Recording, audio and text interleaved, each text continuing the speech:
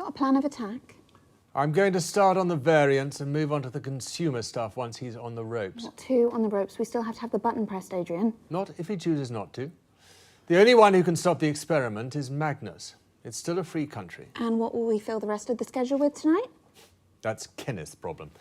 He'll think of something. He's nothing if not creative. Well, I'd like to keep his creativity away from my employment contract, if that's okay.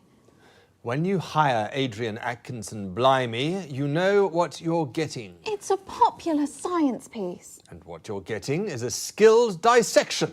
Adrian, this is not Incisors. Certainly looks like Incisors. I mean, this is the Incisors studio, isn't it? And, oh yes, this is definitely my background. Look, it's got Incisors written on it. Oh, and there's my face. You are dreadful at sarcasm. But excellent at journalism. 10 seconds, everybody. You can bark, but you can't bite. Keep it smart, everyone. In 5, 4, 3. Good evening. Tonight on Channel 1, we'll be dedicating most of the schedule to an innovative experiment. Dr. Charles Magnus and his sagacious collective claim their Euphoria device, this contraption you see right here, will make all of us more convivial, including you. Is that credible or even ethical? Tonight, with the help of you, our discerning viewers, we are all going to find out. I'm Adrian Atkinson Blimey, your host for an evening of experimental harmonic science. That's about 40 seconds back. Can we get the guests in and mic checked, please? My nan watched this, Joe. Smart woman. 5 degrees, 2 homicides. I know, I interviewed her lawyer, remember? Yeah, I forget. You think this is normal? You're a strange man, Colin. You're not the first to say that, Mr. Blimey. Good evening. Nice to... She said not to talk to him. Who? Scary lady. All ladies are scary for you. 10 seconds. She said that he doesn't like to speak to guests before interviews because it Going in 5, 4, 3. Welcome back. In just a few minutes, this singular machine will be activated, marking the inaugural investigation into emotional resonance. But before we switch it on, let's dig our teeth in.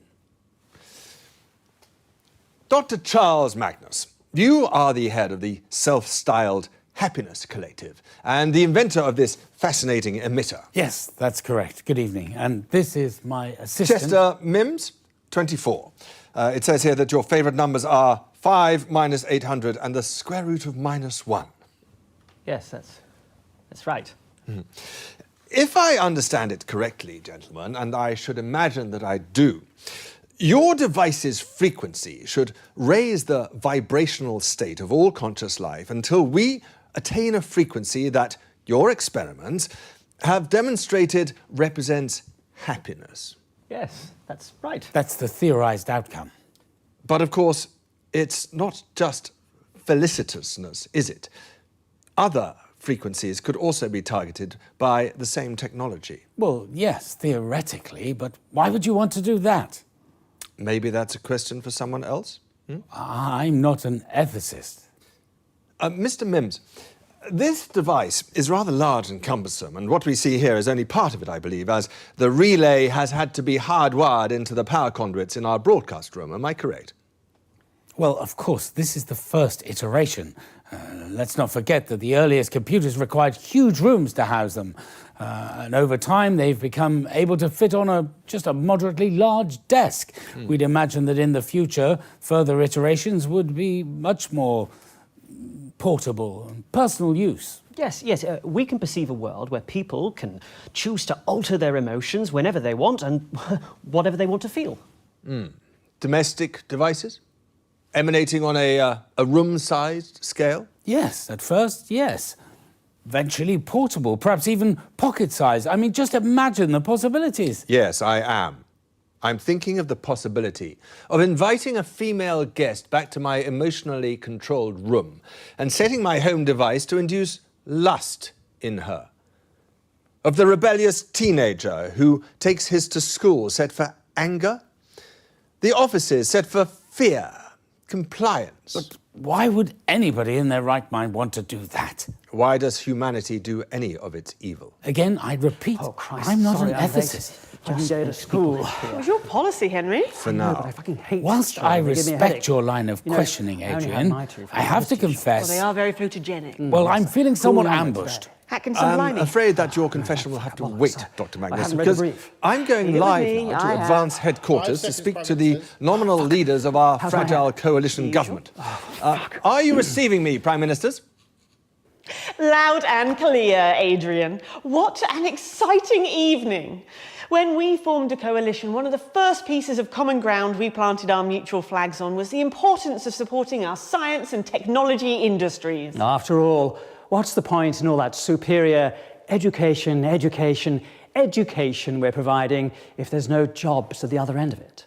Dr. Magnus and his team impressed us with the simple, well-intentioned nature of their project. Everyone happier. How could we not fund that? It is, after all, one of the 4 basic requirements of a government. And all this experimental technology was funded by the government. Well, yes. I mean, we've invested record sums in funding the science and the So I assume you own the resultant technology? Well, not us, Adrian. The public own this incredible technology. It was, after all, their taxes that paid for it. But the public don't have the capacity to alter the device, do they? Or to make other devices? Well, what sort of other devices?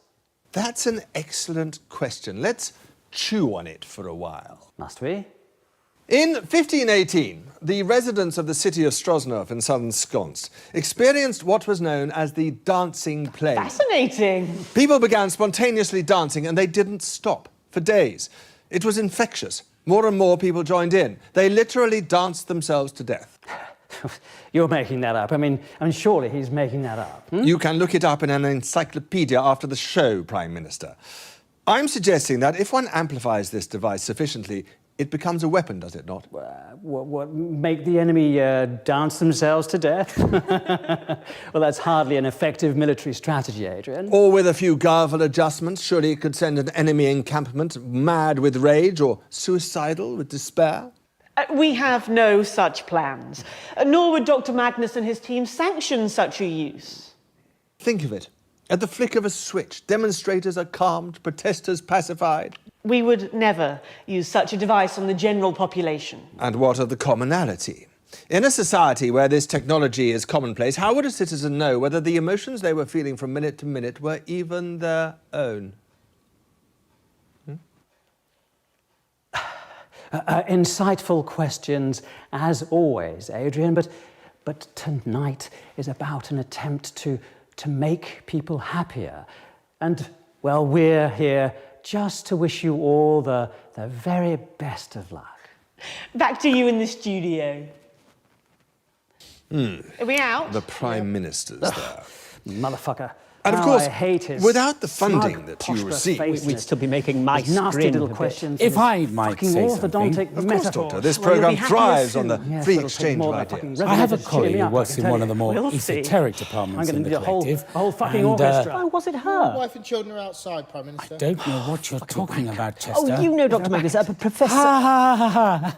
Chester does like to fantasize. Anyway, this unnamed professor and I were, by pure coincidence, discussing the dancing plague of 1518, and she reliably assures me that the Blissgate circuitry will negate any concerns about such an eventuality. But that is untested. I can assure you that the T-tests are absolutely magnificent to behold. And besides, if we discovered any negative effects, we could simply turn the device off. It's not permanent, Adrian.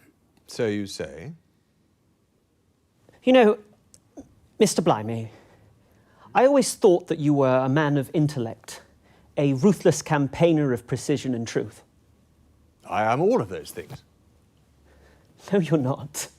You're a grumpy old man who can't see the good in anything. Manners, Chester. No, I'm sorry, Dr. Magnus, but I'm really quite upset. Well, I can see that. You're practically apoplectic. Yes, I am.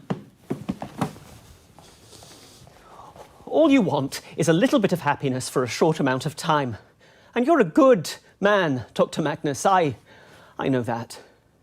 And if she can't give it to you, then I'll give it to you instead. But is the human animal responsible enough for this type of technology? Do we have the shut perfect up, capacity Adrian! to-